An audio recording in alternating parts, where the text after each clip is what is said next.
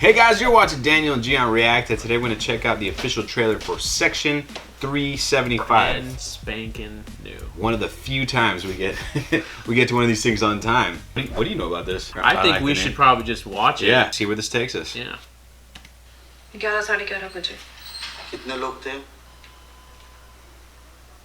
एक. असॉल्ट से पहले सेक्सुअली एक्टिव थी? नहीं. इजैकुलेशन हुआ था उसका? Jesus. बिना उसके कोई आदमी रुकता है क्या?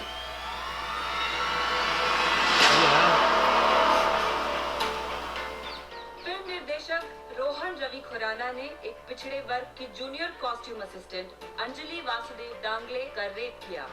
Tell me all the facts. मैं यहाँ सब बता दूँगा, लेकिन कोर्ट में कुछ एक्सेप्ट नहीं करूँगा. Hey. उन्हें कैसे प्रेजेंट करना है वो मेरे पे छोड़ दो. मिस्टर दांगले, आप मिस्टर खुराना के कमरे में गई क्यों थी? मेरे को जबरदस्ती लेके गए थे. उठा के, धक्का दे के, खींच के, कैसे? Objection! Badgering the witness. Fingernail scrapings are considered conclusive evidence. जिसमें तो fingernails का section खाली है. Objection!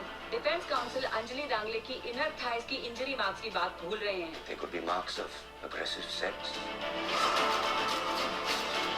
डिफेंस काउंसिल के पास कहानियां तो बहुत सारी हैं, पर एविडेंस के नाम पर कुछ भी नहीं. इतना सब कुछ होने के बाद तुम वापस गई रोहन खुराना के घर, वो भी 2 बार अकेली. She was not expecting to be raped, Your Honors. According to Section 375 of the IPC, consent और permission दोनों जरूरी हैं. आज एक बार फिर मुंबई एकजुट हुआ है अपनी बेटी के लिए. अब देखना यह है कि इस देश की जुडिशरी क्या रुख अपनाती है. ये एविडेंस टेंटेड है और ऐसी टेंटेड एविडेंस किसी भी कोर्ट में अलाउ नहीं की जा सकती. सिर्फ टेक्निकल ग्राउंड्स पे ये केस जीतकर कैसा लगेगा आपको? You think justice will be done? We're not in the business of justice. We're in the business of law. आपकी इसी सोच की वजह से मैंने आपका चेंबर छोड़ा था. Do you think he's Don't never ask me that question. The man is a convicted rapist, Tarun. कि आज के माहौल में it's not correct to defend him. Convicted rapist का भी constitutional right है कि उन्हें proper legal defense मिले.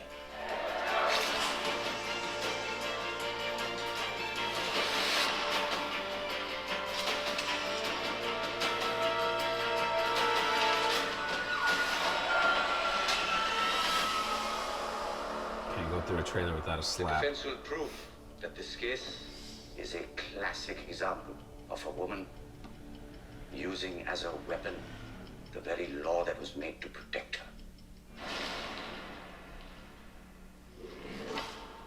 Clearly being presented two narratives here, and I feel like the first half of the trailer is really meant to present her side of the story and make you feel like she's the victim in all of this and everything like that. And then obviously the second half of the trailer is more presenting his side. Whether it's true or not, it doesn't matter because he has his right, you know, because that's what it's all about, right? My hope is the film isn't afraid to go there, isn't afraid to genuinely potentially have the one who's wrong win the case or something like that. I think there's enough here for a compelling story. See, I disagree. I felt like the entire trailer was making her out to be a liar. Not once did I think maybe she was like telling the truth or not. I felt the first half was about making her. I feel like this whole thing has to do with this law. That's the title of the movie, about this law, people using that law against men.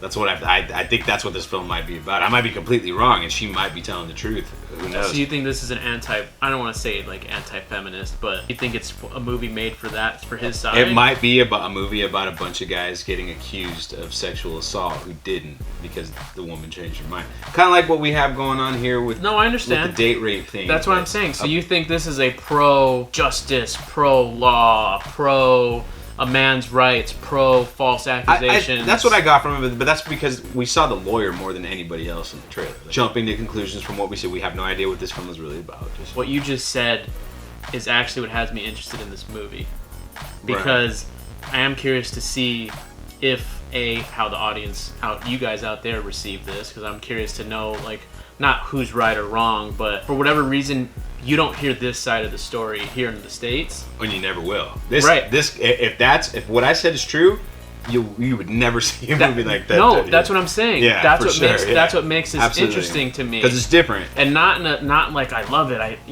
Fuck all the blah blah the women, and I'm not saying that. I'm just saying You don't see a film like this in the States. The last time I saw something similar, and it's not even similar to this, but a lawyer representing bad people was in The Devil's Advocate with Keanu Reeves and Al Pacino, and Keanu Reeves is playing this lawyer who's defending murderers, and I don't know if there's rape going there, but there's definitely murder. Like, it's cultists and all these things, and by the end of the movie, he actually like sells his soul to the devil, but there's a confrontational thing, and he does like, there is consequences to everything. Right. Well, he wins for a second, but then he gets recognition, and then Al Pacino appears again, and he says, "Vanity, my favorite sin." Yep. Which I think he says at the beginning of the movie as well. Yep.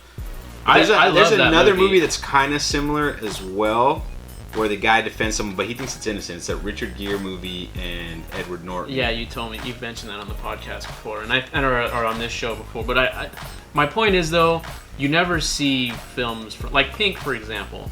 Pink isn't about the other side. It's about the victim side, right?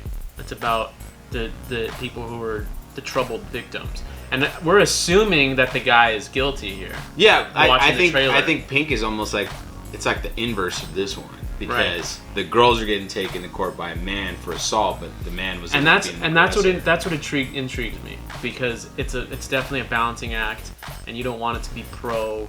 For me, I don't want it to. But well, it's good to see both sides for sure. So hopefully it's fair to both. That's the best way to put it. And well, you seem like you want to watch this film then. I mean, I'm actually more curious to see what everyone else out there feels about it, because as a trailer, I was involved. Right. Like I would actually, if you told me, hey, down the street they're playing this right now, you can go catch it, and I'd be like, okay, I'll go watch it. I'll go like at 10 o'clock at night, go see this.